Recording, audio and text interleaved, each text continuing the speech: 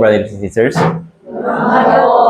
So, para po makapagsimula po tayo ng ating Lord's Day Sermon, samahan niyo po ko na imukot mo na lang. Banal at mahabagay naming Amang Diyos na lumikha ng langit at lupa, nagpapasalamat po kami una-una po sa lahat sa dakilang kaligtasan na pinagkalagro para sa amin.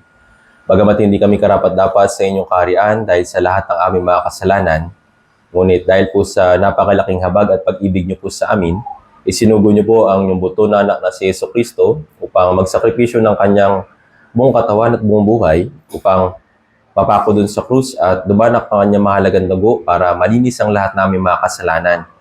Upang sa iyong harapan ay kami po ay ariing ganap at maging matuwid. Salamat po dahil minahal niyo po kami ng walang kondisyon. Salamat po na patuloy po ninyo kaming ginagabayan sa pamamagitan po ng church upang kami ay lumago sa aming pananampalataya. Bagamat marami pa rin kaming kakulangan at marami pa rin kaming kahinaan, ngunit hindi po kayo nagsasawa na turuan at gabayan niyo po yung bawat isa po sa amin. Nagpapasalamat din po kami sa panibagong pagkakataon na binigay niyo po sa amin para magkatipon-tipon dito po sa aming church building upang makapakinig ng inyong banal na salita. Salamat po sa paggabay niyo po sa bawat isa po sa amin at ganoon din dinadalangin po namin yung mga brothers and sisters na maaaring papunta pa lamang sa lugar po na ito. Pakiusap, ingatan nyo rin po sila at tulungan upang makapaghanda rin po sila ng kanilang puso sa pakikinig ng iyong salita. Maring may mga brothers and sisters pa rin po na nakakaranas po ng kahirapan, physically and spiritually. Patuloy po namin dinadalangin sila aming Ama upang pagkalooban niyo po sila ng kalakasan upang mapagtagumpayan po nila ang mga pagsubok po na ito upang makapagpatuloy din sila sa kanilang Christian life. Aming Ama, dinadalangin po namin na ito po ang aming bagong church building. Naway tulungan niyo po kami upang magampanan po namin yung aming tungkulin para sa paglaganap ng Ebanghelyo sa mga ligaw na kaluluwa sa paligid po namin. Para magawa ito aming Ama, pakiusap, punuin niyo po yung aming puso ng biyaya at kalakasan spiritually sa pamamagitan po ng iyong salita. Sa oras po na ito hanggang sa pagtatapos, sa iyo lamang po kami aasa at magtitiwala. Lahat po na ito ay dalangin po namin sa makapangyarihang pangalan ng Panginoong Jesucristo na sa amin ay patuloy nagmamahal. Amen. Buksan po natin sa ating mga Biblia sa Ebanghelyo ni Juan, chapter 15.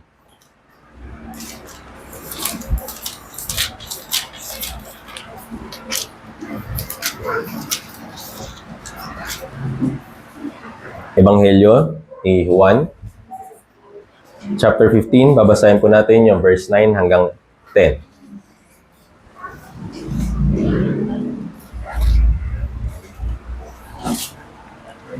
Juan, chapter 15, verse 9 hanggang 10. Babasahin po natin ito ng sabay-sabay.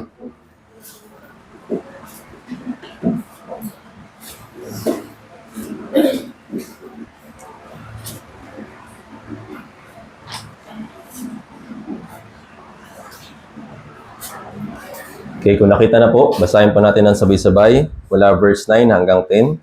Kung ready na, basahin po natin ng sabay-sabay, dahan-dahan. 3, 2, 1. Kung paanong minahal ako ng Ama, ay gayon din naman minamahal ko kayo. Manatili kayo sa aking pagmamahal. Kung tinutupad ninyo ang aking mga utos, ay manatili kayo sa aking pag-ibig, gaya ng aking pagtupad sa mga utos ng aking Ama, at kayo'y nananatili sa aking pag-ibig. So muli magandang umaga po, brothers and sisters. So, gusto ko sana po kayong i-welcome sa ating bagong church building. Pero siyempre, since ito po ay bahay ng Panginoon, hindi po ako nag-welcome. Binwelcome tayong lahat ng Panginoon para sa magandang lugar na ito na pinagkaloob niya sa atin para po pagdausan ng ating Lord's Day at siyempre mapakinig ng salita ng Diyos at maligtas din o matulungan yung mga tao sa paligid po natin para maligtas. Hindi ko po ito tahanan, okay?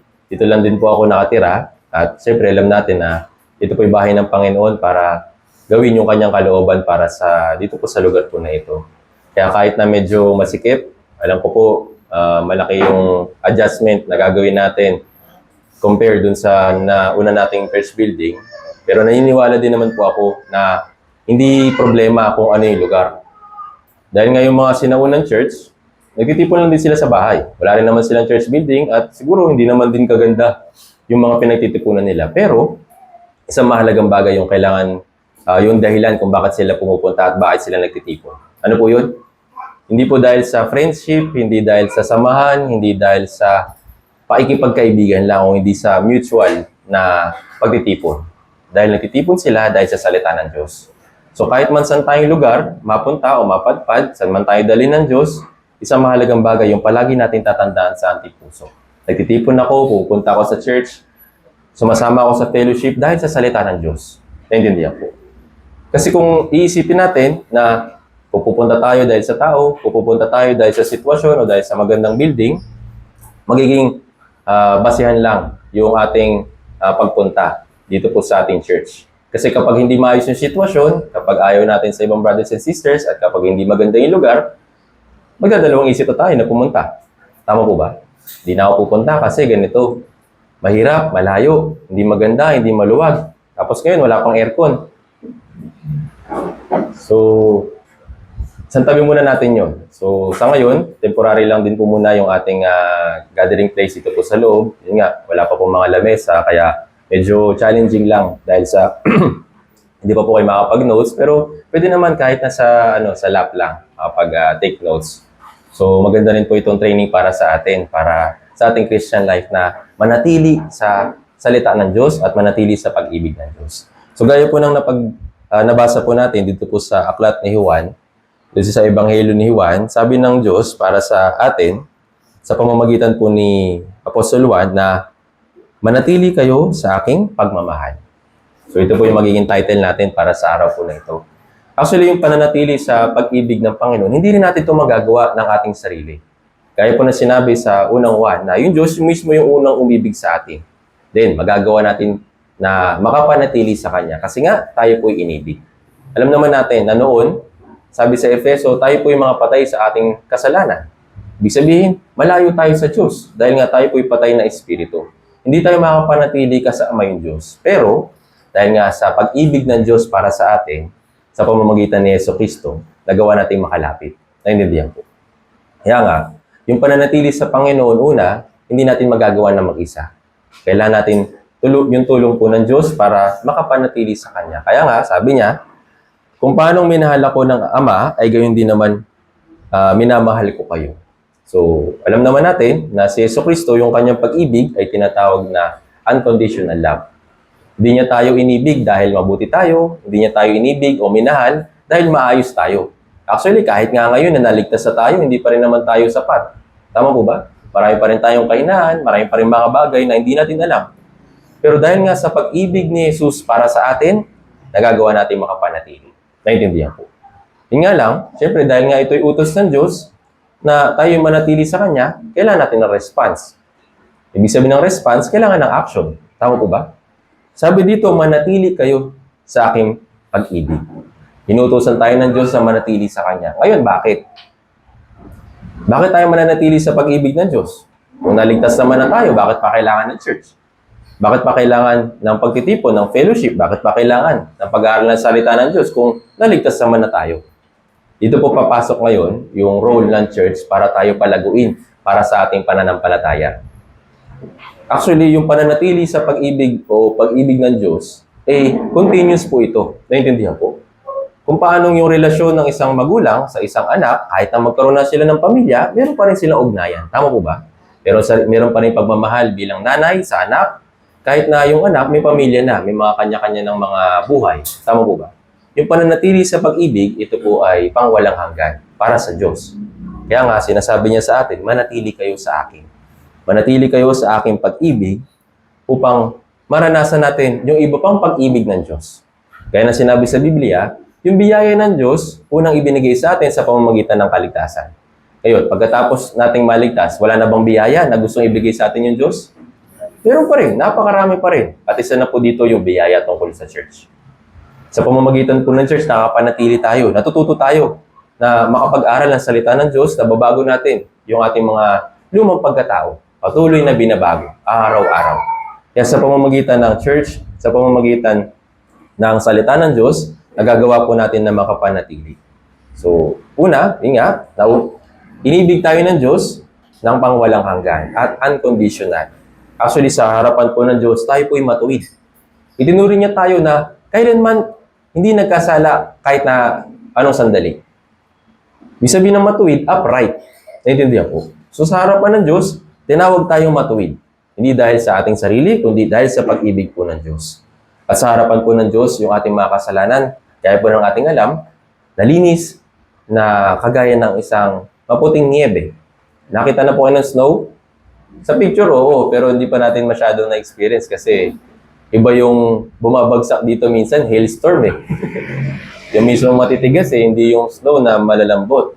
Pero sa harapan po ng Diyos, yung ating kasalanan, ginawa niyang kagaya ng kasing puti ng niebe. Tingnan po natin ito.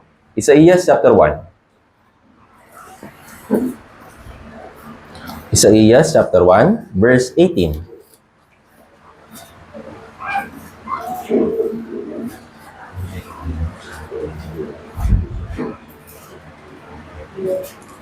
Isaías chapter 1, verse 18.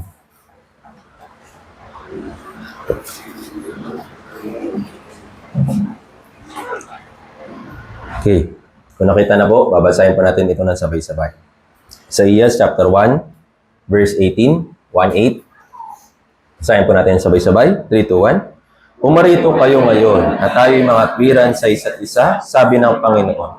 Bagaman ang inyong mga kasalanan ay tulad ng matingkad na pula, ang mga ito'y magiging mapuputi na parang niebe. Bagaman ito'y mapulang-mapula, ang mga ito'y magiging balahibo na. Sabi dito, bagaman daw yung ating kasalanan ay kagaya ng isang matingkad na pula. Sa English term, scarlet red. So sa harapan ng Diyos, napakatingkad ng kasalanan natin. Gaya ng isang matingkad na pula. Hindi rin natin magagawa na alisin ito kasi nga ito po'y namantsa sa ating pagkatao. Sabihin, kahit na anong sikap, kahit na anong katwiran natin, hindi tayo magagawa maging malinis sa harapan ng Diyos.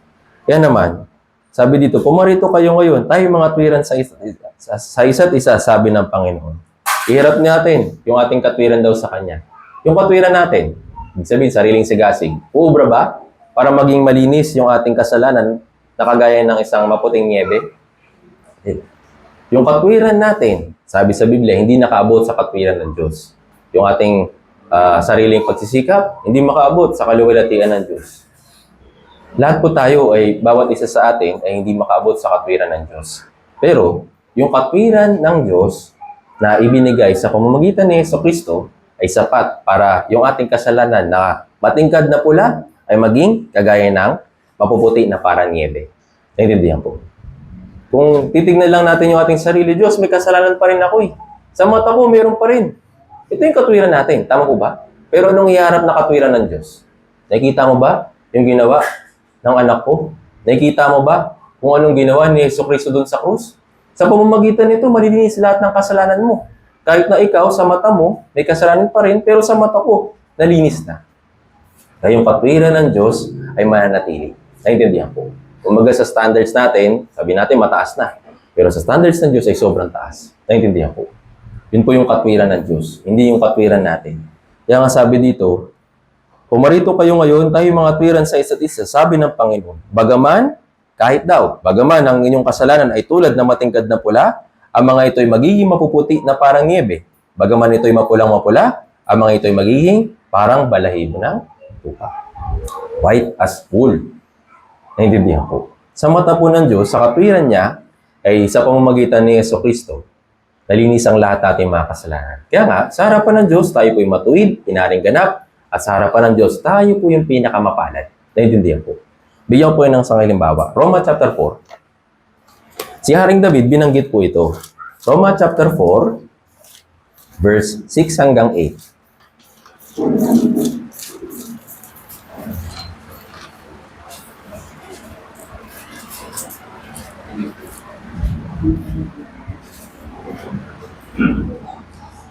Roma chapter 4, verse 6 hanggang 8. Kung nakita na po, babasahin po natin ng sabay-sabay. Roma chapter 4, verse 6 hanggang 8. Okay. Nakita na po, basahin natin ng sabay-sabay. 3, 2, 1. Gaya naman ng sinasabi ni David tungkol sa pagiging mapalad ng tao na itinuturing ng Diyos na matuwid na hiwalay sa gawa. Mapapalad ang mga pinatatawad sa kanilang mga masasamang gawa at ang mga tinakpan ang kanilang mga kasalanan. Mapalad ang tao na hindi ibibilang laban sa kanya ang Panginoon ang kasalanan. Sabi dito, gaya na sinabi ni Haring David, Alam naman natin si Haring David, tao lang din. Nagkamali din siya, bumagsak din siya sa kasalanan.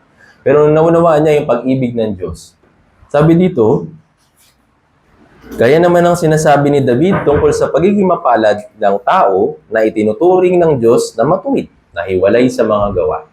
Ibig sabihin, hindi sa katwiran ng tao, hindi sa katwiran ni Haring David.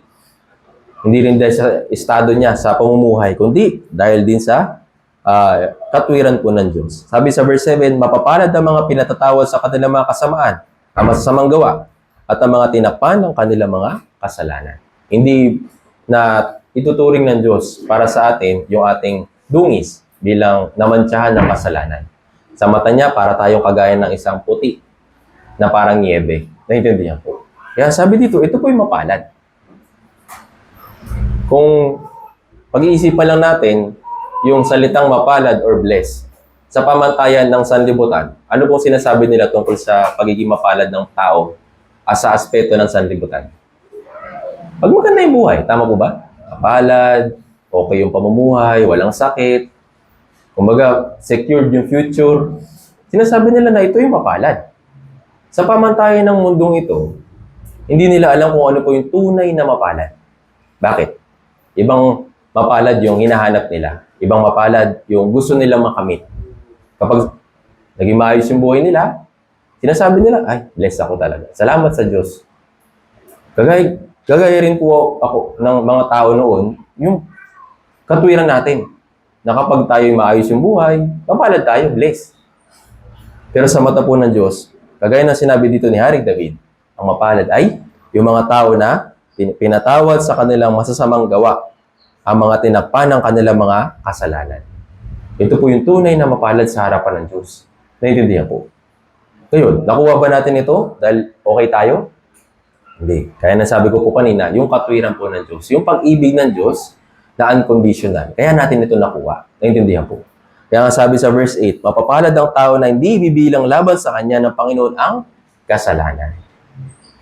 Yung mga kasalanan na magagawa natin kahit sa future, hindi niya na i-count para sa atin. Hindi niya na bibilangin. Hindi niya tayo hahatulan sa pamamagitan nun. Naintindihan po. Kaya ito po yung tunay na mapalad. At ito po mga salita na ito na binanggit ni Apostle Pablo, kinote niya mula sa Aklat ng Awit, chapter 32. Tignan natin. Awit, chapter 32, verse 1 hanggang 9.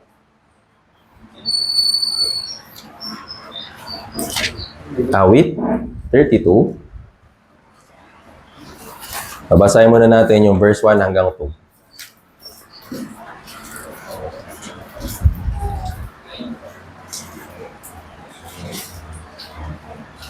Awit 32, mula verse 1 hanggang 2 po muna. Basahin natin kung nakita na po. Awit 32, mula verse 1 hanggang 2. Okay, basahin natin sabay-sabay. 3, 2, 1. Mapalad siya na pinatawad ang pagsuway, na ang kasalanan ay tinakpan. Mapalad ang tao na hindi pinaparatangan ng kasamaan ng Panginoon, at sa kanyang espiritu ay walang pandaraya. Sabi dito mapalad, 2 beses na inulit ito. Bakit daw mapalad? Kasi pinatawad sa mga pagsuway, yung kasalanan tinakpan. Mapalad dahil hindi na pinaparatangan ng kasamaan ng Panginoon. Mapalad dahil sa kanyang espiritu ay wala ng pandaraya. Naintindihan po. Ito po yung mga tao na tunay na naligtas. Ito po tayo bilang isang anak ng Diyos o bilang Kristiyano. Tayo po yung tunay na mapalad. Kahit sa mata ng iba, tayo po ay baliwala. Hindi tayo ganun ka-reliable o hindi tayo ganun ka-kilala o sikat sa mundong ito dahil sa estado natin sa buhay, pero sa mata ng Diyos, tayo po'y mapalad. Naintindihan po. At sabi dito, sa verse 3 hanggang 4, babasahin ko po para sa inyo. Nang hindi ko ipinahayag ang aking kasalanan, nanghina ang aking katawan sa pamamagitan ng aking pagdaing sa buong araw. Sa araw at gabi ay mabigat sa akin ang iyong kamay. Ang aking lakas ay natuyong gaya ng sa init ng tag-araw. So kahit si Haring David, kahit na itinuturing niya yung kanyang sarili bilang mapalad dahil napatawad na yung kasalanan, pero ibig sabihin ba nun, hindi na siya magkakasala? Magkakasala pa rin. Tama po ba? Kaya nga, nung nagkasala siya, para sa kanya, hindi niya magawang maipahayag kasi nga nakakahiya. Kaya para magawa niyang maipahayag yung kasalanan niya, kinailangan pa ng tulong ni Nathan. Kilala niyo po si Nathan? Yung propeta na sumaway kay Haring David. Yung pagpatay at pangangalo niya, hindi magawang aminin ni Haring David yung kasalanan ko na ito. Kaya sa pamamagitan ni Propeta Nathan, sinaway siya. Then, nung naunawaan niya yung kanyang kalagayan, doon siya nagkaroon ng tunay na repentance. Naintindihan po. Parang tayo. Di ba? Kapag nakikinig tayo o nung unang beses nating Bible seminar, para sa atin yung kasalanan natin, okay lang eh. Para sa harapan ng ibang tao, siguro sinasabi natin, hindi naman ako perfecto, kaya ako nagagawa yun. Hindi ko naman itinuturing yung sarili ko na perfecto. Mahina pa rin ako, kaya nakagawa pa rin ako ng kasalanan. Nahihiya tayo na aminin sa harapan ng Diyos.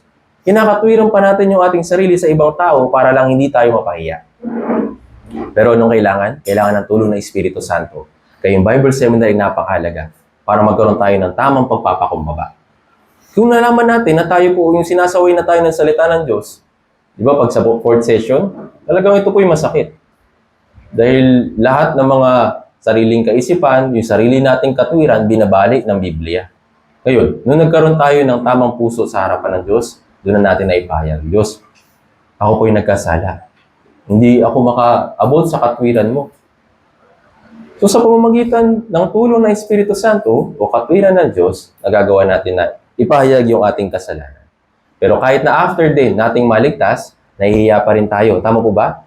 Minsan kapag nagkakasala, minsan kapag medyo naninikip yung ating dibdib kasi hindi tayo makapagsalita ng hindi maganda sa iba, pinipigilan natin. Pero dahil nga may kasalanan sa puso, nahihirapan po tayo. Pero sa tulong pa rin ng Espiritu Santo, nagagawa natin itong maipahayag. Naiintindihan po. At ito po yung isang mahalagang bagay o isang susi para sa ating Christian life. Yes, yung pagbabasa, pagpipray, pagdalo sa fellowship, or pag-evangelize, mabuti. Pero isa pang bagay po yung kailangan po natin maintindihan sa ating Christian life. Yung repentance ay isa sa mga susi para tayo makapagpatuloy sa ating Christian life. Kasi kung hindi natin ilalagay yung ating sarili sa mababang posisyon, hindi natin ibababa yung ating sarili para tayo magkaroon ng tunay na pagpapakumbaba at tunay na pagsisisi sa harapan ng Diyos, ano yung kakatwiran natin? Hindi naman ganun. Dahil lang naman sa Kanya, kaya ako nagkasala. Dahil naman sa ganito, dahil sa ganyan, nakakatwiran tayo. Naintindihan po. Pero kung sa tulong ng Espiritu Santo, tayo po'y magiging mapagpakumbaba, magagawa natin na maipahayag na yung ating kasalanan sa harapan po ng Diyos. Kaya nga sabi ni Haring David, basahin natin sa verse 5, basahin natin, awit 32 verse 5. Basahin natin sabay-sabay, 3, 2, 1. Kinilala ko ang aking kasalanan sa iyo at hindi ko ikinubli ang aking kasamaan. Aking sinabi, ipahayag ko ang aking paglabag sa Panginoon at iyong pinatawad ang pabigat ng aking. Sabi dito, kinilala ko ang aking kasalanan sa iyo. So ito po yung kwento tungkol po dun sa pagsaway sa kanya ni Propeta Nathan. So para makita rin po ito ng ibang brothers and sisters, titignan natin kung ano yung kwento ito. Para alam po natin yung background. Basahin natin sa 2 Samuel chapter 12. Tignan po natin sa ating mga Biblia. 2 Samuel chapter 12.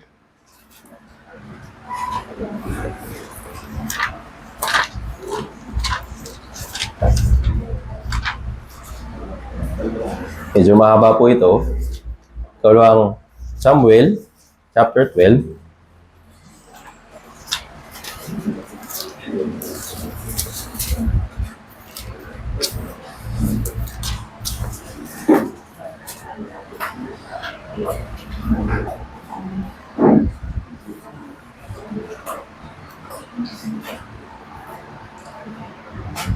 Basahin po muna natin yung mula verse 1 hanggang 4. 2 Samuel chapter 12 verse 1 hanggang 4. Kung nakita na po, basahin po natin ng sabay-sabay. 2 Samuel chapter 12 verse 1 hanggang 4. Basahin po natin ng sabay-sabay. 3, 2, 1. At sinugo ng Panginoon si Nathan kay David. Siya'y pumaroon sa kanya at sinabi sa kanya, may dalawang lalaki sa isang lungsod. Ang isa ay mayaman at ang isa ay mahirap. Ang mayaman ay mayroong ngunit ang mahirap ay walang anumang bagay, liban sa isang munting babaeng kordero na kanyang binili. Kanyang inaalagaan ito at tumaki sa piling niya at ang kanyang mga anak. Kumakain ito ng kanyang sariling pagkain at umiinom sa kanyang sariling inuman at tumigan handungan at sa kanya ay parang isang baba. Noon ay may dumating na alakbay sa mayaman. Ayaw niyang kumuha ng mga sa kanyang sariling kawan at sa kanyang sariling bakahan para sa manlalakbay na dumating sa kanya. Sa halip ay kinuha niya ang kordero ng taong mahirap at inihanda sa lalaking dumating sa kanya. So ito po yung isa sa illustration na sinabi ni Propeta Nathan para pasimulan na sawayin si Haring David. Alam naman ni Propeta Nathan na nagkasala si Haring David. Tama po ba? Pero siyempre si Haring David, hindi niya nire-recognize pa yung pagkakasala na ginawa niya. Kaya nga, para matulungan siya na makarating sa tamang puso ng pagsisisi, gumamit si Propeta Nathan sa pamamagitan ng karunungan ng Diyos ng isang illustration. Ano pong sabi dito? Meron daw isang mayamang lalaki. So, meron siyang bakahan, meron siyang mga ari-arian, at maayos yung kanyang kalagayan. Tapos yung isa naman, merong isang mahirap na lalaki. Yung lalaki naman na yun, kulang. Sabi natin kapos. Hindi sapat yung meron siya. Pero meron lang siyang isa na pag-aari. So, ito pong mayamang lalaki na ito, sa halip na kumuha daw ng mga ari-arian niya, doon siya kumuha ng bakahan o kaya yung kordero na ihahandog niya doon sa isang lalaki pa na dumating, kinuha niya yung pagmamayari ng isang mahirap na lalaki. So, sa pamamagitan nito, dito tinutulungan ng Diyos si Haring David para magsisi. Kaso nga lang, sa umpisa, ano pong naging puso ni Haring David? Basahin natin sa verse 5 at 6. Basahin natin ng sabay-sabay, 3 to 1. At ang galit ni David ay labis na nagningas laban sa lalaki.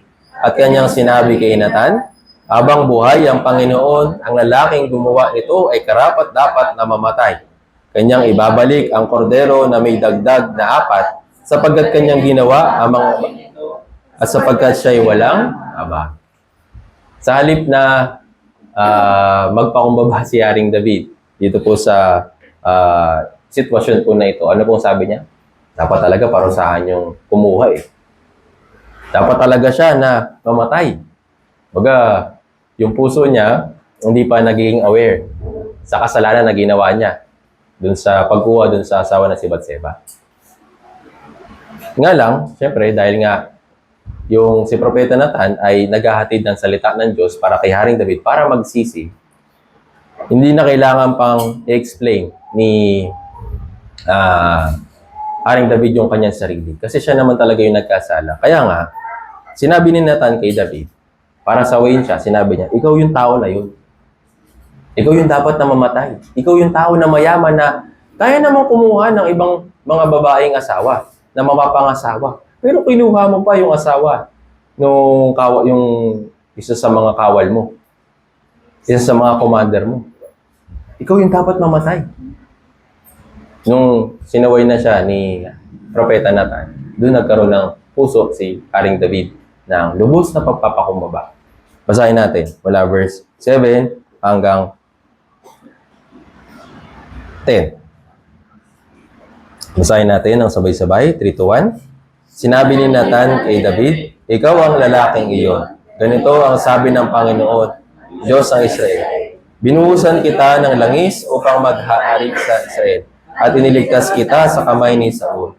Ibinigay ko sa iyo ang bahay ng iyong Panginoon, ang mga asawa ng iyong Panginoon sa iyong kandungan, sa sambayan ni Israel at ng Juda, at kung ito ay maliit pa, ay daragdagan pa kita ng higit. Bakit mo hinamang ang salita ng Panginoon upang gumawa ng masama sa kanyang paningin? Pinagam mo si Urias na Heteo at kinuha mo ang kanyang asawa upang maging iyong asawa at pinaslang mo siya sa pamamagitan ng tabak ng mga Amonita. Kaya ngayon ay hindi ihiwalay kailanman ang tabak sa iyong sambahayan sapagkat hinamak mo ako at inuha mo ang asawa ni Urias na Heteo upang maging iyong asawa. So ito po yung pagsaway na ginawa ng Panginoon sa pamamagitan ni Propeta Nathan.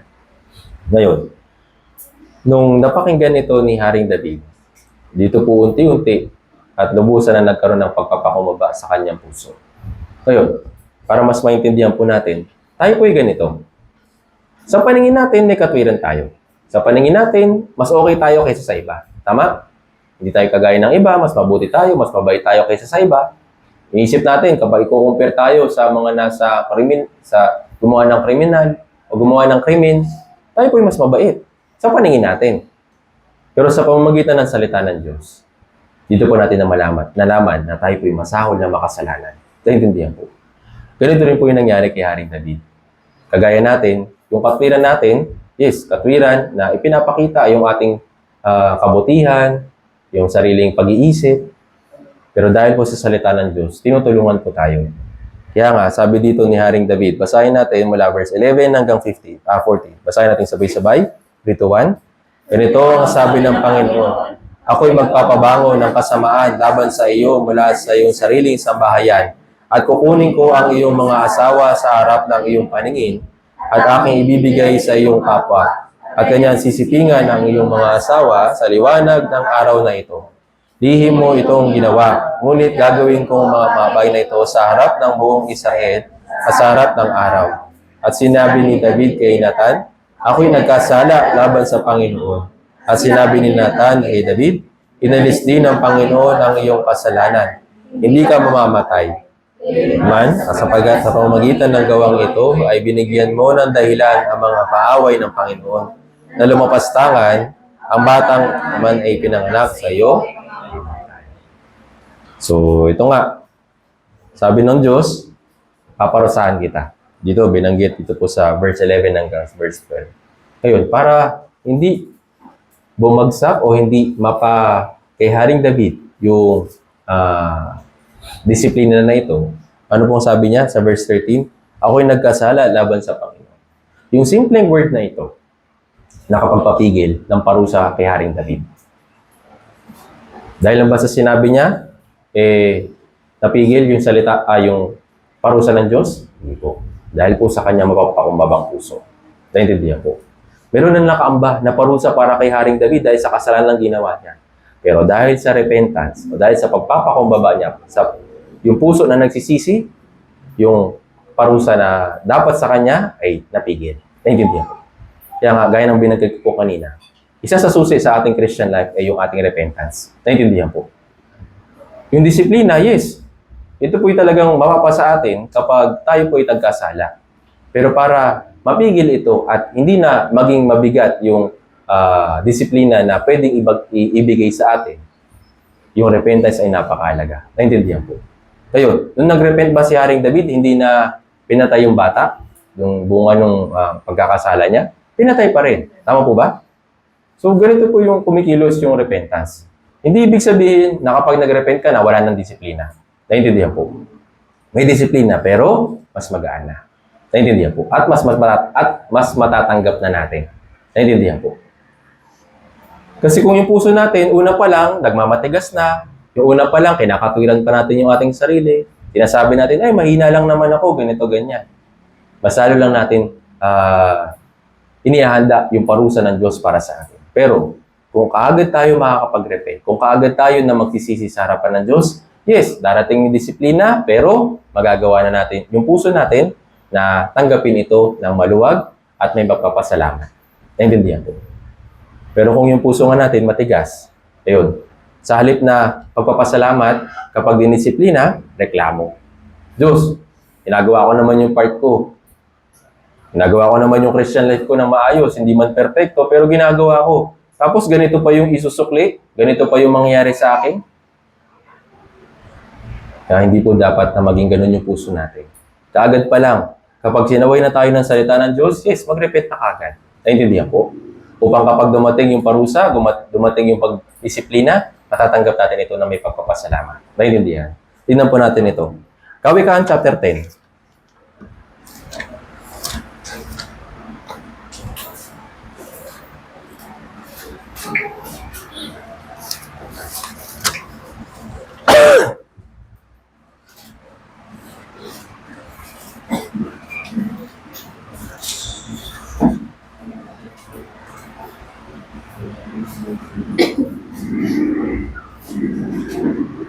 Sorry po, chapter 3, verse 12.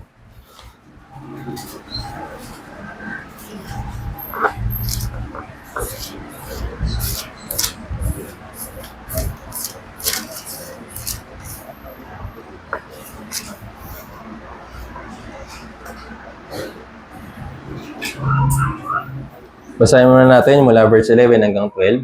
Basahin natin sabay-sabay. Kawikaan, chapter 3, verse 11 hanggang 12. Basahin po natin sabay-sabay. 3, 2, 1. Anak ko, ang disiplina ng Panginoon ay huwag mong hamakin, at ang kanyang saway ay huwag mong itapwil, sapagkat sinasaway ng Panginoon ang kanyang minamahal, gaya ng ama sa kanyang inalulughan. Sabi dito, huwag mong hamakin yung disiplina ng Panginoon. Bakit? Sinasaway ng Panginoon ang kanyang minamahal. Yung mga anak na kanyang kinalulugdan, yes, matyagang sinasaway ng Panginoon. Bakit? Para lang basaktan? Para ibalik? Para makapanatili sa kanyang pagmamahal. Naintindihan po. Ayon ng Diyos na kapag tayo ay nagkasala, tapos hindi nagrepent, anong tendency? Mas lalayo yung puso natin. Tama po ba? Mas tatamarin tayo, mas magiging walang gana. Kapag humiwalay tayo sa pag-ibig ng Diyos. Kapag nagkasala, ito po yung isa sa kapangyarihan ng kasalanan sa atin kapag nagkasala tayo. Minsan, dahil nga sa pagkakasala na iniingatan natin sa puso, ayun, mas pipili na lang natin na wag umatin, mas pipili na lang natin na wag makasama yung brothers and sisters, mas i-isolate natin yung ating sarili. Pero dito sinasabi ng Diyos, sinasaway niya yung kanyang minamahal para makapanatili sa kanyang pagmamahal. Naintindihan po. Kaya ni Haring David, sa pamamagitan ni Nathan, ipinakita yung pag-ibig ng Diyos. Paano? Sinaway. Naintindihan? Then, nagkaroon na si Haring David ng puso na maging mapagpakumbaba. Hindi siya humiwalay, hindi siya nangatwira na magtitiwalag na lang ako bilang hari. Karapat dapat ako sa kamatayan dahil nagkasala ako. Hindi niya yung ginawa. Bakit? Nais siya na makapanatili sa pag-ibig ng Diyos. Naintindihan po. Kaya ito po yung isa sa mahalagang bagay na kailangan natin maunawaan bilang Kristiyano habang nagpapatuloy tayo sa ating Christian life. Yes, yung ating katawan, si Satanas at yung sanlibutan ay talagang masipag na ginagawa yung kanilang trabaho para pabagsakin tayo. Pero ano po yung dapat na maging puso natin? Mananatili ako sa pag-ibig ng Diyos. Para makapanatili ako sa pag-ibig ng Diyos, kahit na bumagsak ako, kailangan mag-repent ka agad. Naintindihan po. Kaya sabi ng Diyos, sapagkat sinasaway ng Panginoon ang kanyang minamahal, gaya ng ama sa anak na kanyang kinalulugdan. So tayo rin naman, di ba, na-experience ito sa ating mga parents. Yung ating mga magulang, matyaga silang nananaway, mataga sila na nandidisiplina. Para saan? Para manatili tayo dun sa maayos na kalagayan. Hindi lang para saktan, hindi lang para pagalitan, kundi nais ng mga magulang natin na maging mabuti tayo. Mapaayos tayo. Naintindihan po. Ito po yung pag-ibig. Naintindihan po. Kaya sabi nga dito, gaya ng ama sa anak. Imagine po ninyo kung yung mga magulang po ninyo hindi kayo sinaway. Yung mga bata kayo, mga bata tayo, hindi tayo sinaway, pinabayaan lang tayo. Sigurado ko wala tayo dito sa church. Tama po ba? Bawat isa sa atin, kanya-kanya. Hindi natin nakahanapin yung Diyos. Pero dahil dun sa pagtyaga ng ating mga magulang sa pagsaway, gaya ng ama, nandito tayo. Naturuan, nagabayan. Kahit hindi perfecto, at least, merong mga pinangahawakan ng mga values. Naintindihan po. Ito po yung pag-ibig ng isang ama. Merong pag-ibig at merong katwiran. Naintindihan po. Di ba minsan, ewan ko sa ibang pamilya, kasi sa amin po, kapag nagkasala kami o kaya may kasalanan kami sa bahay, sa magulang namin, si tatay, siya yung disciplinarian. Tapos si nanay, siya naman yung taga-comfort. Kaya kapag may kasalanan ako, sa halip na pakinggan ko yung pagsaway sa akin ng tatay ko, dumidiretso ako kay nanay. Kasi gusto ko comforting words kagad eh. Para hindi ako masaktan, para hindi na matigil na yung pag-iyak ko. Gusto ko agad dun sa pag-ibig ng nanay. Dun sa, yun nga, pag-ibig na kayang tanggapin kahit na may kasalanan. Pero kung hindi ko rin papakinggan yung side ni tatay, hindi ako magiging ganito ngayon. Naintindihan po.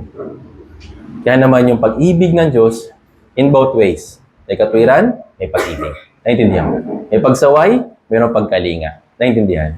Kaya nga, yung pananatili sa Panginoon sa pamamagitan ng ganitong klaseng kaisipan, na mananatili ako kahit, syempre, sinasaway talaga ng Diyos yung mga anak niya. Pero hindi lang naman po tayo sinasaway ng Diyos at sinasaktan lang. Kundi, inaalagaan, kinocomfort, at dito tayo nakaka-recover kagad. Naintindihan po. Kaya yung pananatili ay napakahalaga. Naintindihan po. Ayun, nung si Haring David ay nagkasala, namatay yung kanyang anak bilang parusa o disiplina para sa kanya. Kaya ito rin po ay pagpapakita ng pag-ibig ng Diyos. Kung hindi gagawin ng Diyos kay Haring David iyon, bakal maulit-ulit. Naintindihan? Kaya ano po nangyari nung pagkatapos na mamatay yung anak ni Haring David? Nagkaroon pa po ba siya na instances na may kinuha ulit siyang babaeng papapangasawa, tapos pumatay ba ulit siya ng kawal o ng isa sa mga tagasunod niya? Hindi na. Kaya ito rin po yung isang mahalagang kaisipan na kapag tayo sinaway ng Diyos, ayaw ng Diyos na tayo po magpatuloy sa ating kasalanan. Tama po ba? Sa pamamagitan nito, nagagabayan tayo sa pamamagitan ng Words of God, sa pamamagitan ng Espiritu Santo, sa pamamagitan ng Church. Kaya kung hindi pa tayo mananatili sa Church o sa pag-ibig ng Diyos, yung kasalanan na nagawa natin noon, na na-repent natin noon, uulit ng ulit natin. Naintindihan po. Kaya magiging cycle lang. Ulit-ulit lang na ginagawa yung kasalanan na yun. Bakit? Kasi nga, hindi na natili sa pag-ibig. Yes, papakinggan lang yung saway, magre-repeat ng kaunti, tapos babalik na naman. Kaya, nais ng Diyos na makapanatili tayo sa kanyang pagmamahal sa pamamagitan ng salita ng Diyos at sa pamamagitan ng Church upang matulungan tayo na maging maayos sa ating Christian life. Naintindihan po. Tingnan po natin ito. Kalawang Pedro chapter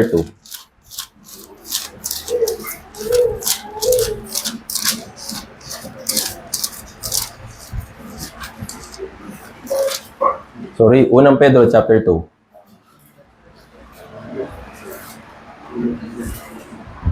Verse 2.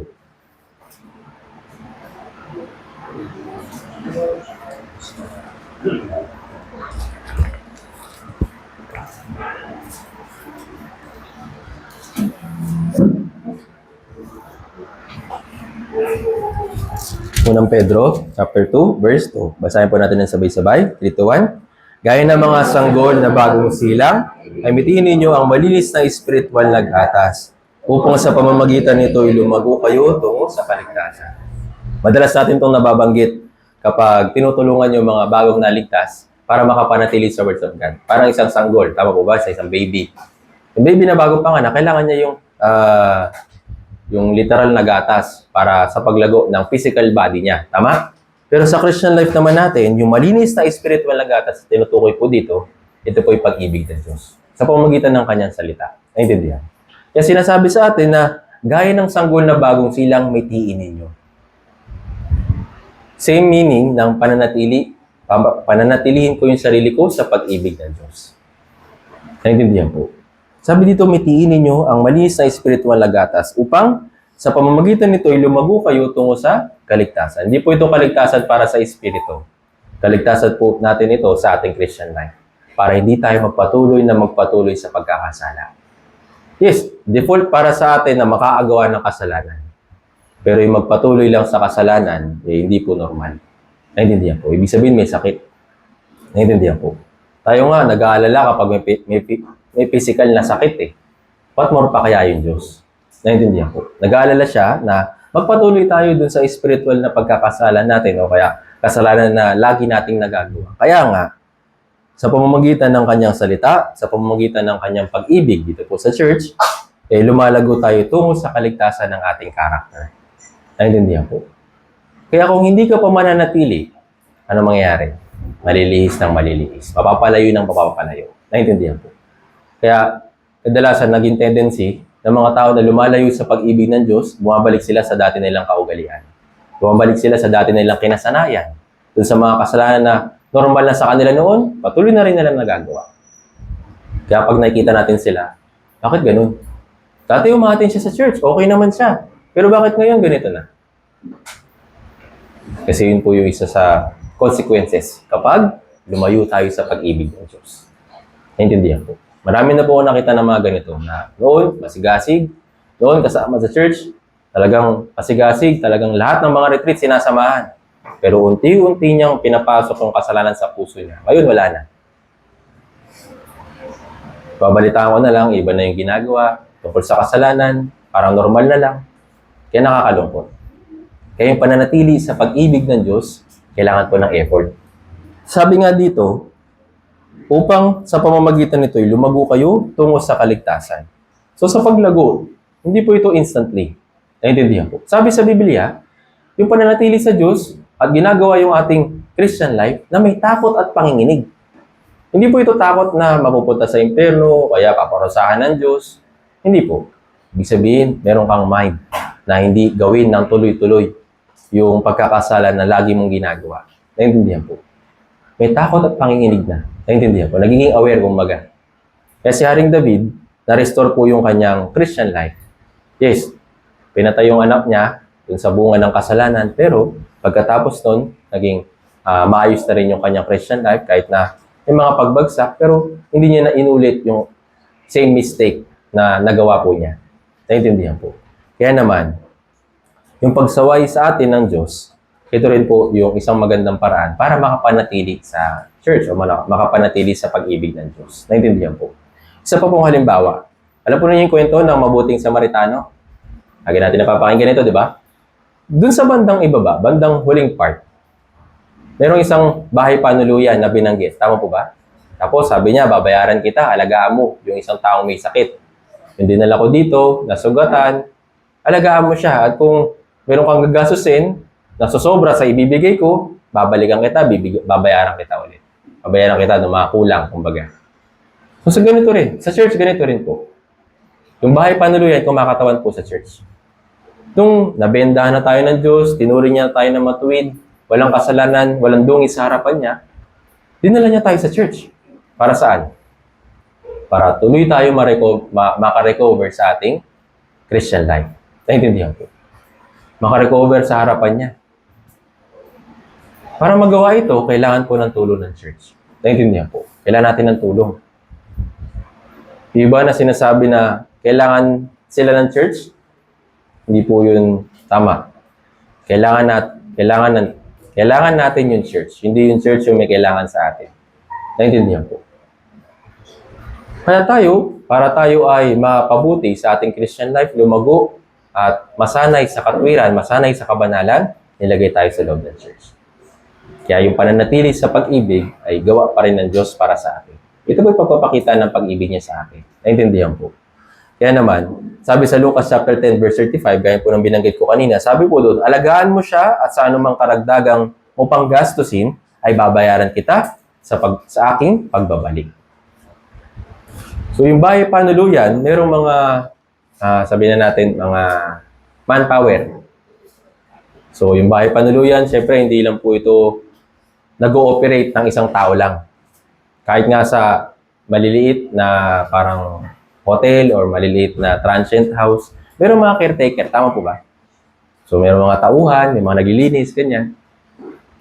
Sila po yung mga nagiging katuwang nung may-ari para alagaan yung bahay, alagaan yung property. Tama po ba? Dito po, kagaya ng nabanggit ko po kanina, na yung bahay panuluyan ay kumakatawan sa church. At sa loob ng church, meron din po mga brothers and sisters na kaya na rin mag-alaga ng iba. Naintindihan? Ayun, para dun sa mga tao na kaya nang makapag-alaga ng iba, dito naman po papasok yung sistema ng kantimpala. Para dun sa mga tao na tumulong na makarecover yung binendahan, yung sabihin natin yung mga ligaw na kaluluwa, nung naligtas sila, hindi pa naman maayos yung kanilang Christian life, hindi pa sila sapat. Pero yung mga brothers and sisters na nag-mature, sabi dito na babayaran kita sa aking pagbalik. Ito po yung gantimpala. Naintindihan po. Kaya naman, hindi lang tayo sa lahat ng pagkakataon, sa pananatili sa pag-ibig ng Diyos, ang resulta po nito, pinapalago rin tayo sa ating pananampalataya para magawa rin natin alagaan yung iba. Naintindihan po. Kaya yung ating Christian life, hindi po dapat maging passive. Alam niyo po yung passive? Yung passive Christian life, walang pag-usad. Kumbaga alam niyo po yung heartbeat, ano ba ito? Ano tawag doon? Kasi sa hospital, di ba, merong pag may buhay pa, gumagalaw, up and down, up and down. Yung passive, ganun lang yung andar niya, hindi siya umuusad. Naintindihan po. Hindi po yung Christian life. Naintindihan po. Yung Christian life, syempre, merong taas, merong pagbaba, meron din tayong pagbagsak. Minsan naman, maayos yung Christian life natin. Yun po yung Christian life. Naintindihan po. Kaya naman, nais ng Diyos na tayo po'y manatili sa Kanya para tayo po'y umusad sa ating Christian life. Manatili sa pag-ibig. Naintindihan? At isang paraan para tayo makapanatili din sa pag-ibig o pagmamahal ng Diyos, yung salita ng Diyos, syempre, isa sa buhay. Balikan po natin dun sa ating main verse. John chapter 5, verse 10. Basahin natin.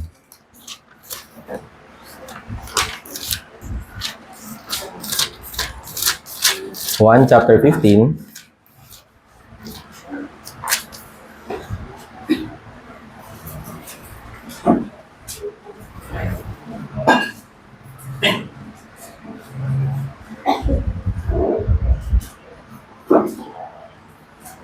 Basahin po natin. Juan chapter 15, verse 10.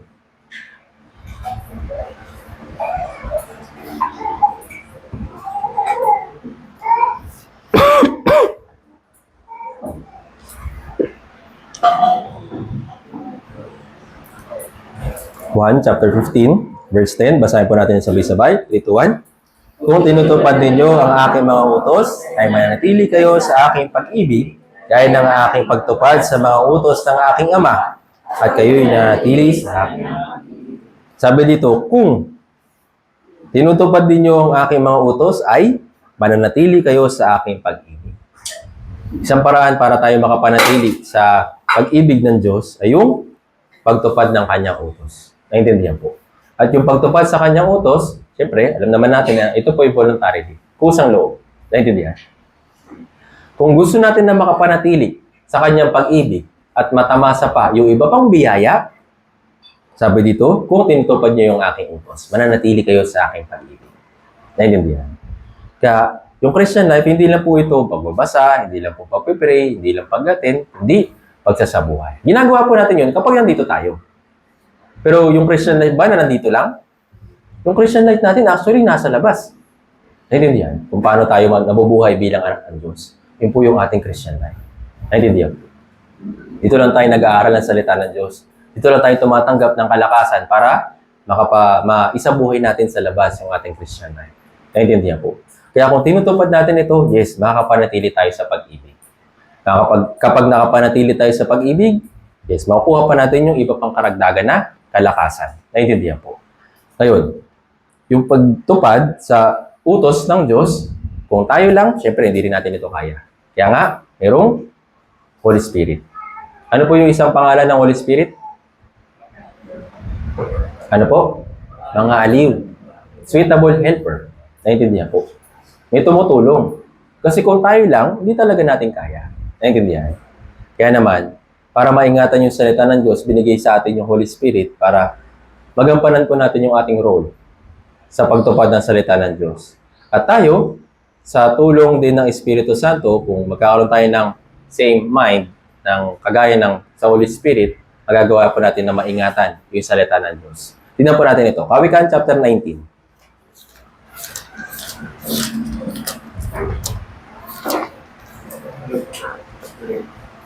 Kawikaan chapter 19, verse 16.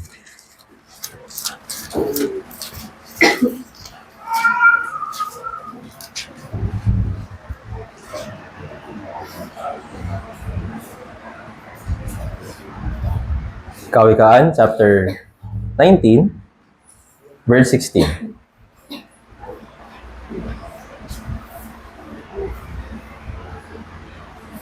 Ito na po, basahin po natin ng sabay-sabay. 3, 2, 1. Ang nag-iingat ng utos ay kaluluwa niya ang iniingatan. Ngunit ang umahamak sa salita ay mamamatay. Sabi dito, ang nag-iingat ng utos, ibig sabihin salita ng Diyos, Biblia, ay kaluluwa niya ang iniingatan. Ibig sabihin yung kanyang Christian life. Kaya yung salita ng Diyos, hindi po ito simpleng pagbabasa lang, o kaya simple pag-memorize. Kung iniingatan natin ito, naintindihan? Paano iingatan? Siyempre, sinasa puso. Yung benefit para sa ating kaluluwa ng salita ng Diyos ay maiingatan natin. Yung ating buhay, yung pakikitungo sa ibang tao. Kung wala tayong salita ng Diyos, is parang kumbaga merong monster o merong halimaw sa loob natin. Para hindi yun lumabas, kailangan natin yung words of God. Naintindihan? Pero kung yung words of God, hindi natin iingatan sa ating puso, yung halimaw na yun, pwedeng kumawala anytime. Naintindihan po. Kaya kung meron tayong pinangahawakan na words of God, kahit na hindi lahat, pero kung meron, ito po ay malaking tulong para sa atin para maingatan yung ating Christian life. Ngayon, sabi dito, ngunit ang umahamak sa salita, ibig sabihin, binabaliwala, hinahamak, hindi ginagawa, hindi sinusunod. Ano pong mangyayari? Umamatay. Hindi po ito babalik ulit sa impyerno, okay? Babalik ulit sa kapahamakan sa impyerno, hindi po. Yung Christian life ay wala ng lakas. Parang kapag kinumpir yung patay, pareho na lang. Pareho nakahiga, walang lakas. Hindi po totally na mamamatay, okay? Pero nga, manghihina, wala ng lakas para makausad. Kaya nga, yung pag-iingat ng utos, iniingatan din natin yung ating buhay. Naintindihan? Kung tayo nga lalo na sa panahon po natin ngayon, di ba, yung mga tao nagiging conscious na sa health. Gumagawa sila ng mga iba't ibang paraan, nag-exercise, kumakain ng healthy, kumakain ng gulay, nagba-vitamins. Kung merong pag-iingat para sa physical, meron din pag-iingat para sa ating espiritu. Para maingatan ito, kailangan natin ng words of God. Naintindihan po. Kaya naman, sinasabi sa atin ng Biblia na para tayo makausad sa ating Christian life, para lumago, kailangan natin ng salita ng Diyos. Kaya yun po yung pinakaunang sukatan ng isang paglago ng isang Kristiyano. Kung madalas sa salita ng Diyos, yes, constantly din na makakatanggap ng biyaya mula sa salita ng Diyos, ng lakas. Pero nga, kung paandap-andap, minsan kapag okay, magbabasa. Pero kapag ayaw. Hindi po tayo makapanatili. Hindi po natin mapapanatili yung utos ng Diyos sa ating puso. Ibig sabihin, hindi rin natin iniingatan yung salita ng Diyos. Naintindihan po. Kaya, kung maiingatan natin yung salita ng Diyos sa atin, maiingatan din natin yung ating Christian life. Naintindihan po. Isa pa po. Kawikaan chapter 16. Atras po tayo. Kawikaan chapter 16, verse 17.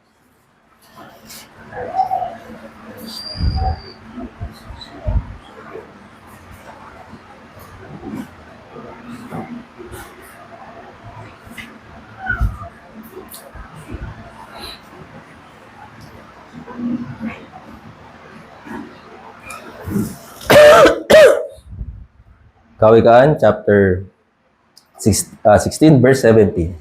Basahin natin ng sabay-sabay. 3, 2, 1. Ang lansangan ng matuwid ay umihiwalay sa kasamaan. Siya nag-iingat ng kanyang lakad ay nag-iingat ng kanyang buhay. Sabi dito, siya nag-iingat ng kanyang lakad ay nag-iingat ng kanyang buhay. So, kung iingatan natin yung ating Christian life, yes, maiingatan din natin yung mismo yung ating buhay. Sa magandang halimbawa dito, si Jose. Alam niyo po yung si Jose? Yung naging prime minister sa Egypt. Actually, maayos naman yung sitwasyon niya na pinagkatiwalaan siya nung hari, ginagawa niya ng mabuti yung kanyang tungkulin. Pero, siyempre dahil nga mayroong pagkilos niya sa Satanas para pabagsakin siya, tinukso siya nung asawa na babae. Tama po ba? Pero, ano pong nangyari? Bumagsak po ba siya dun sa panunokso nung babae? Hindi. Pero paano niya nagawa na hindi siya mahulog? Palagi niyang inaalala. Hindi lang ako magkakasala sa asawa mo. Magkakasala ako sa harapan ng Diyos. Ganun niya iningatan yung kanyang buhay. Naintindihan po? Yes, nandito pa tayo sa mundong ito. Kapag meron tayong, kunyari, halimbawa sa kalsada, may violation ka. Huliin ka, tama? Pero kung iingatan mo yung pagmamaneho mo, iingatan mo yung sarili mo at hindi ka gagawa ng hindi maganda sa kalsada, hindi ka mahuhuli. Tama? Sa harapan din ng Diyos, ganoon din po. Kung iingatan mo yung sarili mo. Kung palagi mong iisipin na yung Christian life ko ay ginagawa ko sa harapan ng Diyos, to follow na lang sa paligid natin, sa trabaho, sa school, o kung ano man. To follow na lang ito. Kaya nga, napakahalaga ng pag-iingat natin sa ating puso towards sa Diyos. Naintindihan? Kaya po sabi mismo ni Haring David sa Awit chapter 16, lahi kong pinanatili yung Diyos sa aking harapan. Naintindihan po? Kung palagi niyang ilalagay yung Diyos sa kanyang harapan, maiingatan niya yung kanyang Christian life. Maiingatan niya yung kanyang pamumuhay bilang isang hari. Naintindihan po.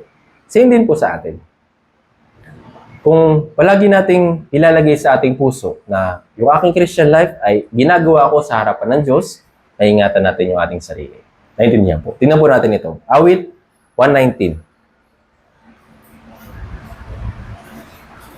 Awit 119 verse 11.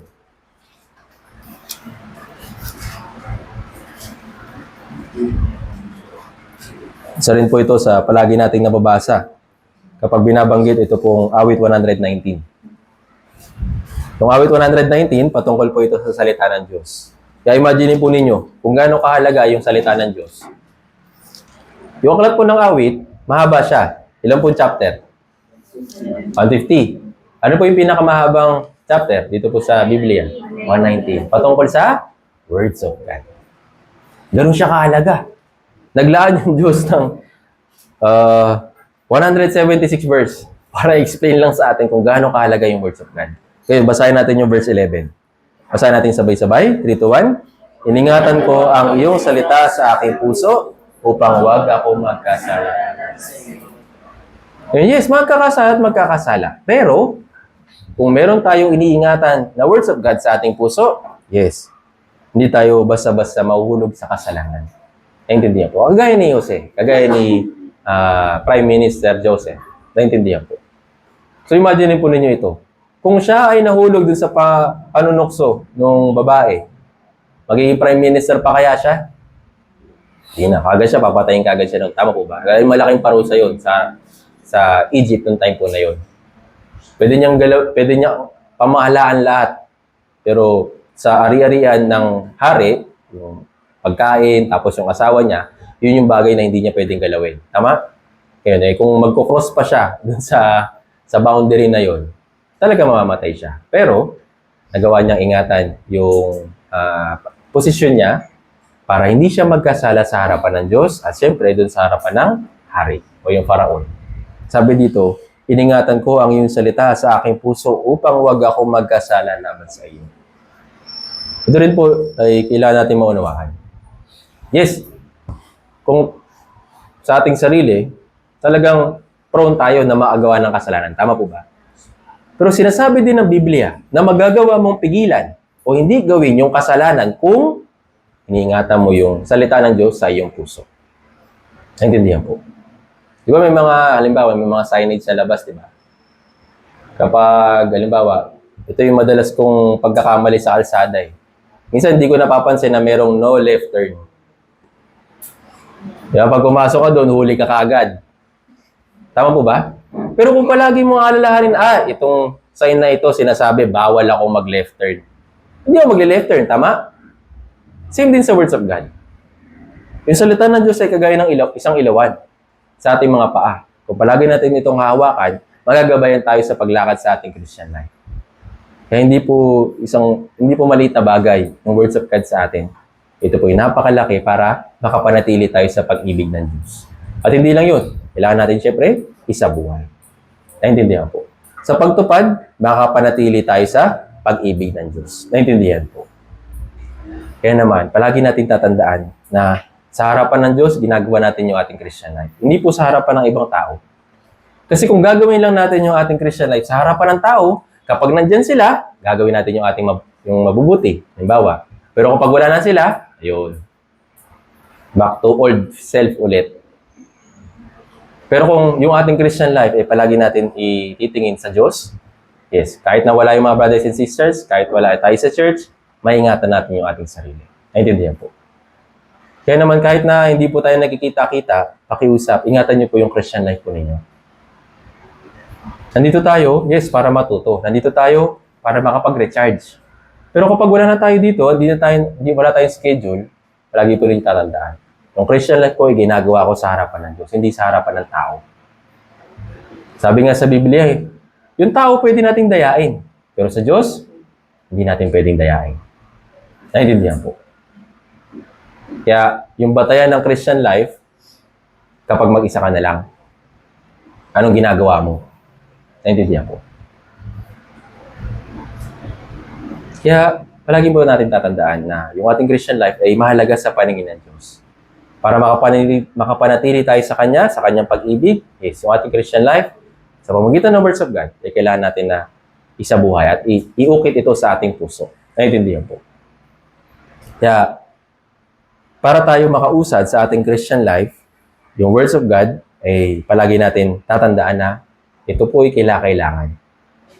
Kung iisipin natin ito ay optional lang, pwede natin itong gawin, at minsan kapag busy, hindi gagawin. Kung ganun lang yung tingin natin sa words of God, hindi talaga tayo makakausad. Magiging mabagal yung pag-usad natin. Kung ilalagay natin ito sa ating puso na kailangan ko yung words of God para maingatan ko yung sarili ko na hindi ako makakasala sa harapan ng Diyos. Napakahalaga po nito. Naintindihan? At minsan, ito po yung isa sa nagiging dahilan kung bakit bumabagsak din yung isang Kristiyano.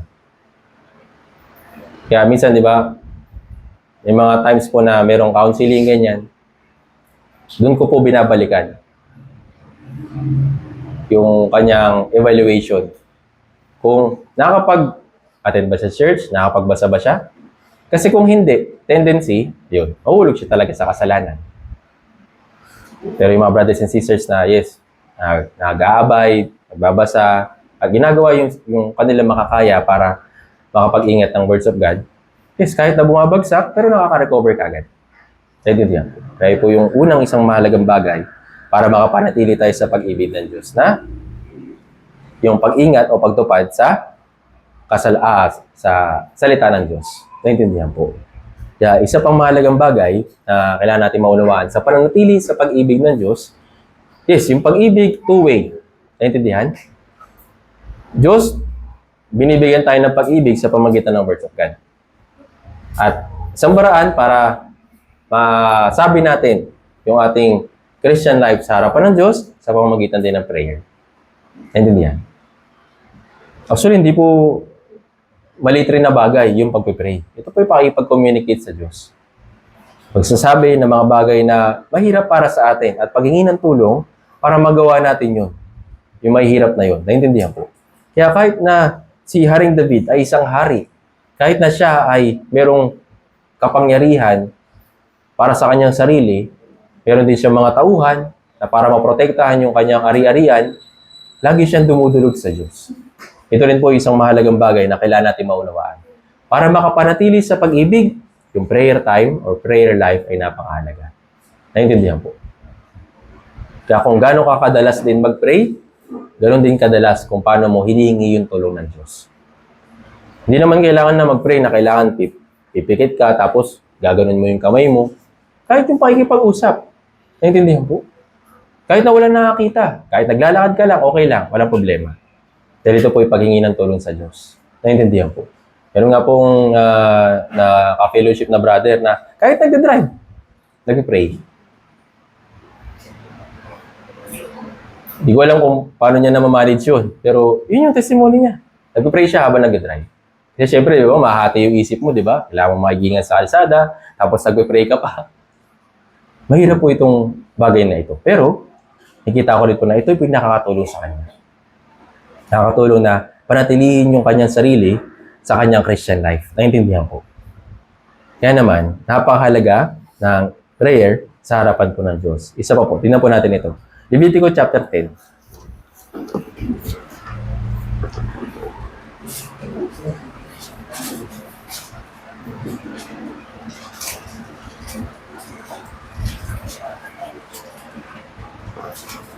Levitico chapter 10, verse 9.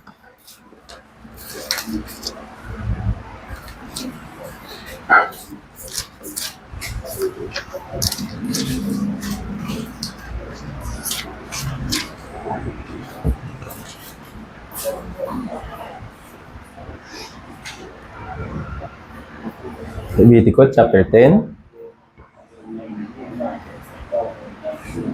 Basahin po natin. Verse 9, 3 to 1. Huwag kayong iinom ng alak o matapang na inumin man. Ikaw o ang iyong mga anak na kasama mo kapag kayo'y papasok sa toldang tipanan upang kayo huwag mamatay. Ito ay isang walang hanggang batas sa buong panahon na inyong mga sarinahin. So alam naman natin na yung mga pari, sila po yung nakakapasok o nakakapaglingkod dun sa tabernakulo. Para magawa po nila ng mabuti yung kanilang tungkulin, nagbigay ng alituntunin yung Diyos para sa kanila. Kaya makikita po ninyo, mga alituntunin para sa pari. Sabi dito, huwag kayong inom ng alak o matapang na inumin. Ibig sabihin, kailangan nilang layuan. Yung matapang na inumin at alak. So, literal sa kanila, ito po yung ginagawa po nila. Pero para naman sa atin, tayo po yung spiritual na mga pari. Ang pinakapunong pari, yung Diyos, si Jesus Christ. Tayo po yung naging mga pari sa harapan ng Diyos, spiritually. Tayo rin po ay dapat na mag-ingat sa dalawang bagay na ito. Sa alak at saka sa patatapang na inumin. Hindi lang po ito yung sa literal na alak. Siyempre talagang dapat po, hindi talaga tayo na magkaroon ng ganitong klaseng bisyo. Kasi una-una, nilalapastangan po natin yung katawan natin bilang templo ng Espiritu Santo. Pero ano po ibig sabihin ng alak at matapang na inumin? Yung ating Christian life, sa mata po ng Diyos ay napakahalaga. Kaya kung hindi natin iingatan yung mga kasalanan na madaling bumibitag sa atin, yung mga kasalanan na nagpapabigat sa ating Christian life, at yung maring iniisip natin na maliliit na kasalanan lang, kung hindi natin iingatan yung ating sarili dun sa mga bagay na yun, sabi dito, upang huwag kayo mamatay. Kailangan na ingatan yung kanilang sarili. Naintindihan po? Wala sa kasalanan. Wala dun sa mga maliliit na kasalanan na nakakabitag sa atin. Ano po yung kadalasang maliit na kasalanan at minsan iniisip natin magaan lang na kasalanan? Ano po? Yung pagiging tamad. Actually, kahit nga sa kumpanya, tinuturing yung pagiging tamad na mabigat na pagkakamali. Tama po ba? Kasi nandun ka para magtrabaho tapos tatamarin ka. Tama po ba? Siyempre, tatanggalin ka kagad talaga noon kapag ganun yung naging attitude mo. Tama po ba? Sa Christian life, same thing. Kaya yung pagiging tamad or sabi natin napapagod or kaya tinatamlay, hindi po dapat natin na sabi natin palakihin sa ating puso o ingatan sa ating puso. Kapag nakaramdam na tayo nito, yes, palagi dapat natin isipin, teka lang, baka mamaya lumaki ito ng lumaki at hindi ko na magampanan yung aking tungkulin. Then, tsaka ako, mauulog sa kasalanan ng pagiging tamad. Naintindihan po. Kaya, palagi natin i-check yung ating sarili. Saan ba ako madalas tinatamad? Kapag naisip natin yun, sulat natin. Para alam natin. Para kapag dumating ito, maiiwasan na natin. Naintindihan? Sa mga oras ng tuwing Friday, kapag weekend na, yan, nakakaramdam na ako ng na para bang ito na yung time para magpahinga. Monday to Friday, nag-asikaso na ako, nag-aral na ako, nagtrabaho na ako, baka pwede naman na mag-relax kapag weekend na. Yan din po yung kasalanan, yan din po yung isang bagay na mahirap sa akin baguhin noon. Kasi nga, siyempre, 1 week ka nagtrabaho, parang gusto mo naman din magpahinga. Actually, minsan nagiging bitag po kasi sa atin ito Kung hindi na tayo magiging aware, yung simpleng relax na gusto natin sa ating katawan, ano nangyayari? Katamaran na. Naintindihan po. Kaya dapat na mag-ingat. Naintindihan po. Minsan parang inisip natin na maliit lang ito, pero unti-unti lumalaki ito. Naintindihan po. Kaya dapat na mag-ingat. Kung maliliit na kasalanan, kagaya ng pagiging tamad, yun nga, madalas na bumibitag sa atin. Kaya hindi natin nagagawa yung Christian life natin. Lalo na sa pagbabasa, pagpipray, at yun nga, pag-attend sa mga gatherings, at lalo na sa pag-evangelize. Baga, kapag sinimulan mo yung araw mo na tinatamlay ka, buong araw mo ng tatamarin ka na. Imagine po ninyo kung gaano hindi epektibo Kung gaano ka, ano ba tawag sa term na yun?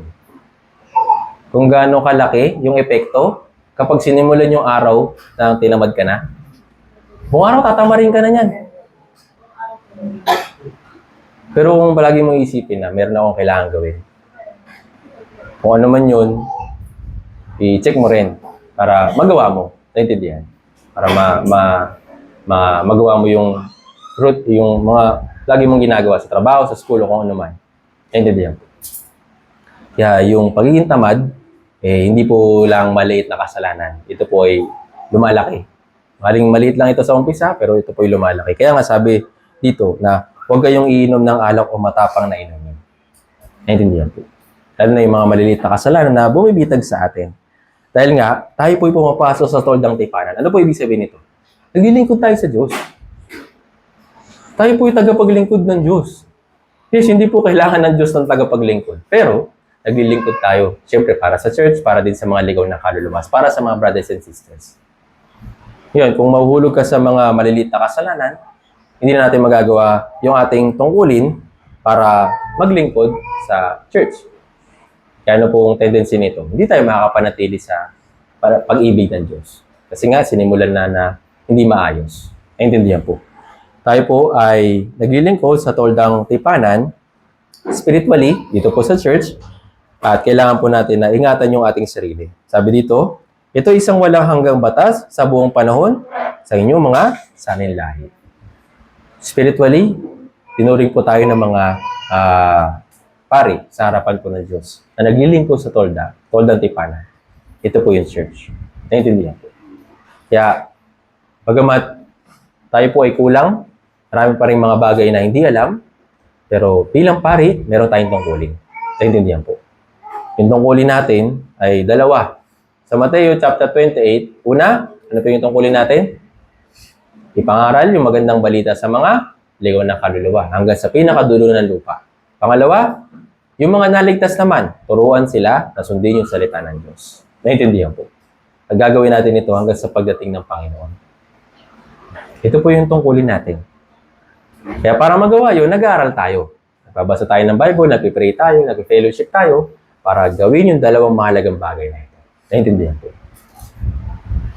Kaya, hindi lang goal ng ating Christian life ay magbasa. Hindi lang goal ng ating Christian life ay mag-pray. Hindi lang goal ng ating Christian life ay umattend sa fellowship. Kaya natin ito ginagawa kasi dahil sa dalawang bagay. Ano po yun? Pagliligtas sa mga ligaw na kaluluwa na nasa paligid po natin. At yung mga naligtas naman, tulungan silang lumago. Ito po yung pananatili sa pag-ibig ng Diyos. Naintindihan po. Sa pagtupad ng utos ng Diyos, sa pinaka-dakilang utos ng Diyos para sa atin, yes, kapag nagawa po natin ito, nakakapanatili tayo sa Panginoon. Naintindihan po. Isa pa pong bagay. 1 chapter 14, verse 15.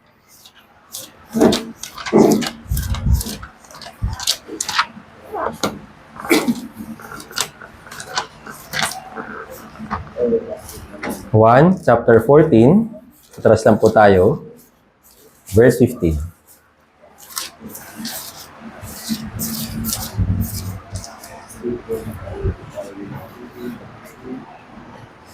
Basahin natin ng sabay-sabay, 3 to 1. Kung ako'y inyong minamahal, ay tutuparin ninyo ang aking mga utos. So, sa gaya na sinabi sa chapter 15, para tayo makapanatili sa pag-ibig ng Diyos, yung pagtupad sa kanyang utos. Sa verse 21, talon po tayo, basahin natin sabay-sabay, 3 to 1. Siyang mayroon ng aking mga utos at tinutupad ang mga iyon, ay siya nagmamahal sa akin.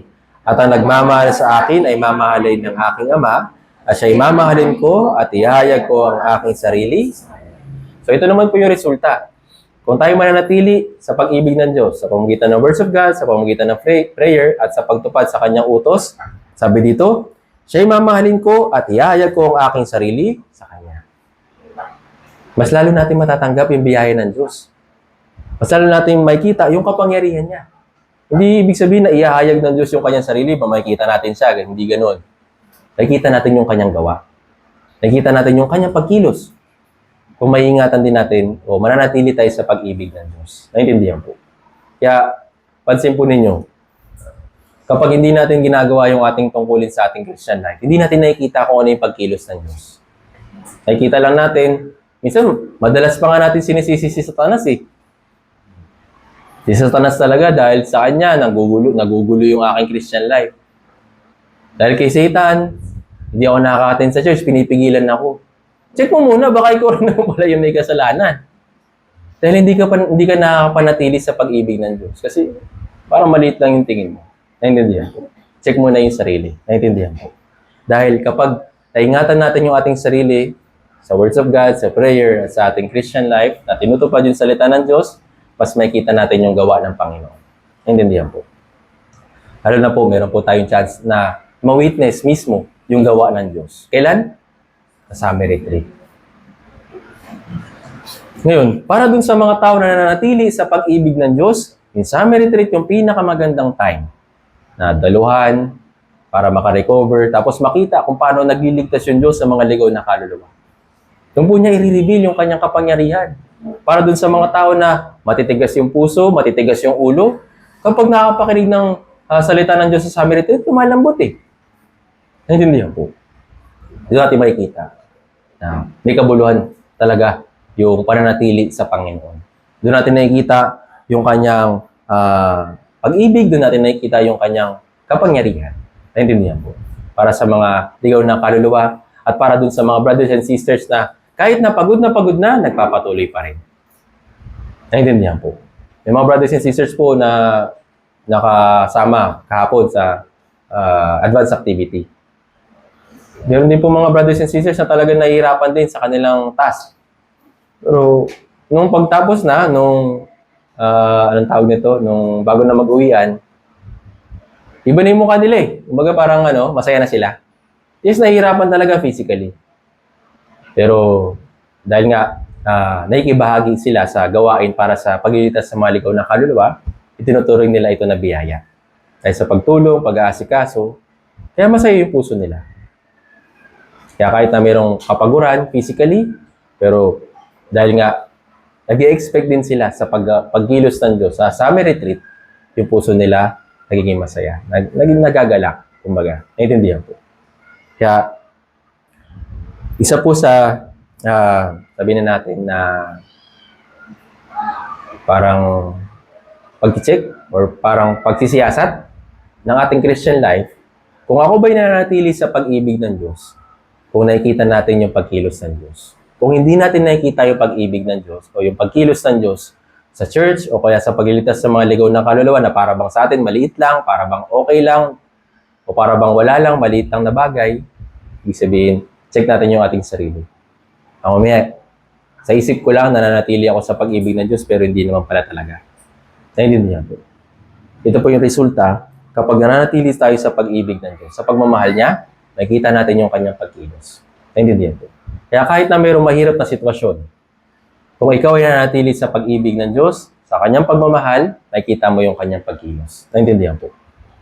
Kaya, sa halip na pagreklamo, magiging testimony natin ay pagpapasalamat. Sa halip na pagtatanong, bakit ganito nangyari, bakit ganyan, kung nananatili tayo sa pag-ibig ng Diyos, hindi lalabas yung mga ganitong klaseng katanungan sa atin. Kasi makikita natin na kalooban pa rin ito ng Diyos. Kaya ito nangyari kasi meron siyang gustong ituro sa akin, meron akong kailangan matutunan at kailangan ko mag-improve sa aking Christian life. Kapag naging ganito po yung ating puso, yung puso natin magkakaroon ng kagalakan. Naintindihan po. Kaya yung pananatili sa pag-ibig ng Diyos ay napakahalaga. Sinabi ito ng Biblia bilang utos. Kung gusto natin na makatanggap ng higit pang biyaya, makita yung pagkilos ng Diyos, manatili lang tayo sa kanyang pag-ibig.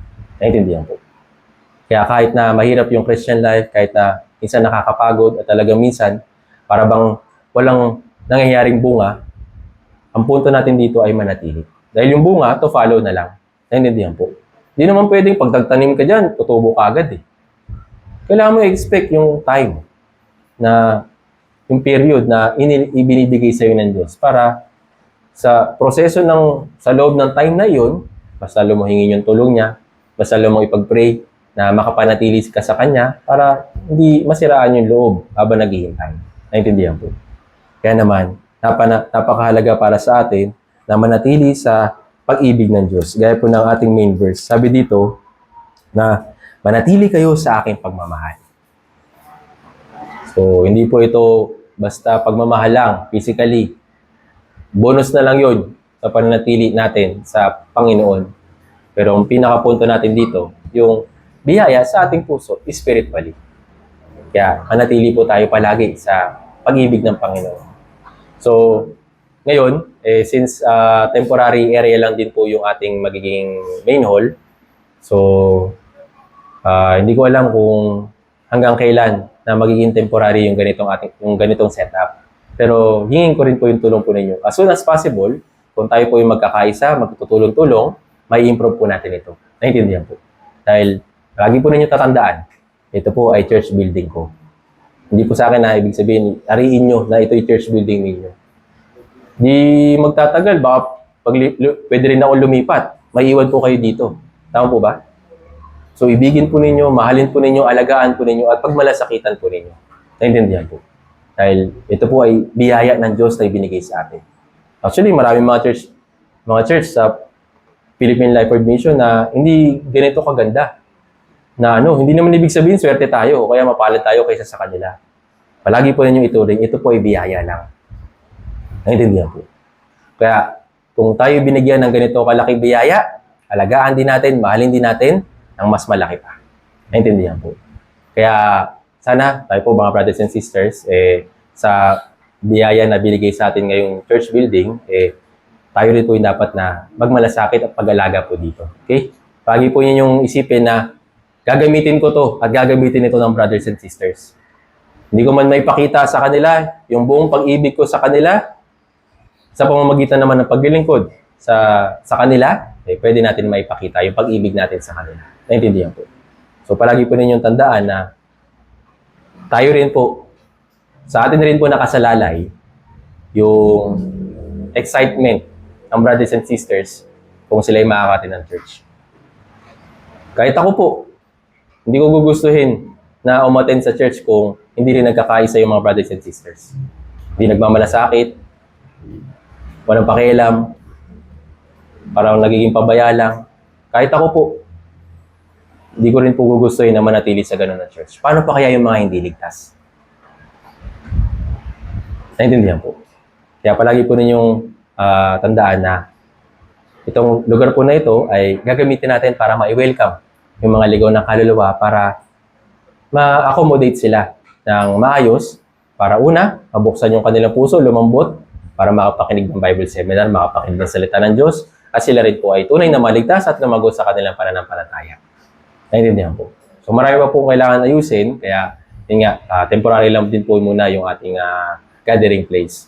So to follow na lang, pag-usapan po namin ng mga leaders kung paano yung long-term na setup natin. Okay? So, konting tiis lang at sana po expect po natin na yun nga, meron tayong mga kailangan gawin para sa pag-improve ng ating church building. Okay? So hanggang dito po muna. Maraming salamat po sa pakikinig. Tayo pong lahat tayo mukot na lang. Banal at mahabagin naming Amang Diyos, nagpapasalamat po kami sa biyaya, unang-una po sa lahat, sa dakilang kaligtasan na pinagkaloob niyo po para sa amin. Salamat po aming Ama sa salita na ipinagkaloob niyo po para sa amin na manatili sa iyong pagmamahal. Nawa aming Ama, tulungan niyo po kami upang makapanatili kami palagi sa iyong pagmamahal sa pamamagitan po ng iyong salita, sa pamamagitan po ng panalangin at sa pamamagitan po ng fellowship upang lalo po namin makita ang iyong pagkilos sa amin at makita po namin kung gaano po ka makapangyarihan ng iyong banal na kamay.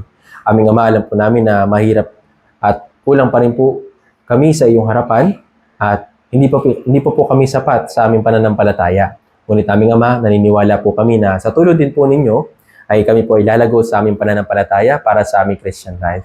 Aming Ama, dinadalain po namin na may ito pong lugar po na ito kung saan po ninyo kami pinagdalhan ay magamit po namin para sa paglilitas sa mga ligaw ng kaluluwa. Tulungan niyo rin po kami upang magkaroon po ng tapang upang maimbitahan yung mga ligaw ng kaluluwa sa paligid po namin upang sila rin po ay maligtas. Kaya aming Ama, sa iyo lamang po kami aasa at magtitiwala sa natitira po namin gawain para sa araw po na ito.